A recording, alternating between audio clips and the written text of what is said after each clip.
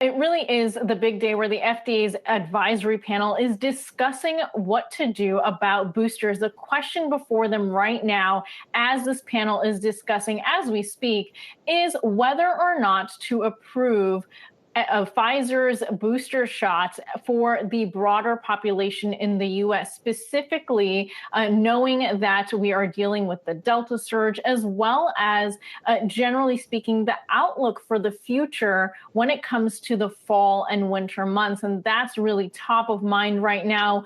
We know that there has been data coming out of the UK, out of Israel, and some coming from the company, Pfizer specifically itself. And that is all being discussed at the FDA advisory panel today, and the panel is going to need to vote on whether or not to approve, broadly speaking, that booster shot for Americans. Now, we had a chance to speak to Moderna President Stephen Hoge about what is being really discussed here, what they're looking at in terms of the data, what does it tell them, and what are some of the maybe segments of the population that might benefit the most from a booster. Here's what he had to say about that. This is the key scientific question we're all wrestling with right now, which isn't how the vaccines are doing today. It's how are they going to do this winter? 3 months from now, when we would expect there to be an increase in cases as people go traveling for the holidays and come together. It's important to note that there's a higher risk for those who are older and those who have comorbidities. And so while we do see breakthrough cases across the entire adult population, and we ultimately do think there's a benefit to boosters for the whole adult population, it's clear the need is most acute in those over the age of 65 or those who have diabetes, obesity, or chronic pulmonary diseases, other things that put them at high risk of severe disease if they ever did get COVID-19. So as you can hear, that's a very specific focus on parts of the population. And part of what some health experts have discussed, it's also important to note that there's been a lot of criticism about two things. Number one, if you recall, there was a Lancet article where the two FDA top officials who oversee the vaccine discussion, who are departing at the end of October, discussed along with World Health Organization officials the need for global distribution of vaccines and vaccine equity there. And secondly, the idea that much of the data is actually not coming from the U.S. And so that puts a question mark on exactly how that can translate. We know that the FDA did look at the data and did say in briefing documents that they are not independently able to verify the information in some of this data, and therefore it could entail some known and unknown biases that sort of puts a question mark on the reliability. So that's also on the table for them to discuss. We know FDA's Peter Marks at the start of the meeting today did say that vaccine equity for global distribution was off the table, and if the discussion did pivot, he would sort of gently pivot it back to the focus, which is, of course, the broad distribution of a booster. So a lot to really focus on today and to see where things land.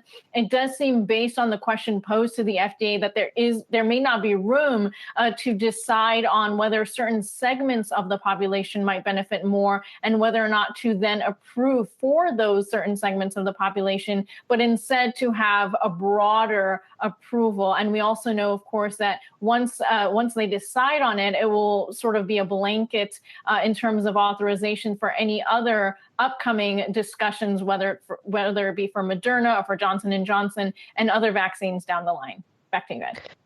You know, Anjalee, at least on an anecdotal basis, some people are going out and getting them already, right? They're going out and finding ways to get those booster shots. It seems to me a bit of a disingenuous of that Moderna executive you spoke to say, well, in the winter, things are probably going to get worse, because with the Delta variant numbers now, we've already seen spikes, even with the warm weather. So one would think that would be already a pretty good test of the efficacy of the double shots that people have gotten. It's very confusing, as you know, for people to figure out if they should be worrying about getting these things. That's true. It is kind of confusing, and that's something that they are looking at. Is there was a graph that was shared that looked at specifically the unvaccinated that are hospitalized, and then the vaccinated that are hospitalized. And broadly speaking, most health experts seem to be on the same page in terms of breakthroughs are specifically expected because those might be milder cases or not as severe as you would see across a broader population if there were no vaccines involved. And in fact, that is one of the things that the FDA panel is contending with right now is the question really is about severe cases and the focus on that. So that's important to keep in mind is that the FDA is not looking at necessarily preventing infections altogether and have acknowledged that the Delta variant is responsible for some of these breakthrough cases. So it really is a matter of right now, we know that there are still some segments of the population like children who are not vaccinated, and that's been pushing the numbers up, as well as the idea that adults who are unvaccinated are also pushing the numbers up. So there's a lot going on right now. And we, of course, know that the administration is pursuing private sector vaccinations in hopes of pushing those numbers up before the fall and winter anticipated surge. Hey, Anjalee, one more follow-up question for you. Isn't part of the problem here is that here in the United States, we're not collecting complete data pictures anymore, right? I don't know if we ever were, but is the FDA, is the administration, is anyone addressing the need to do that?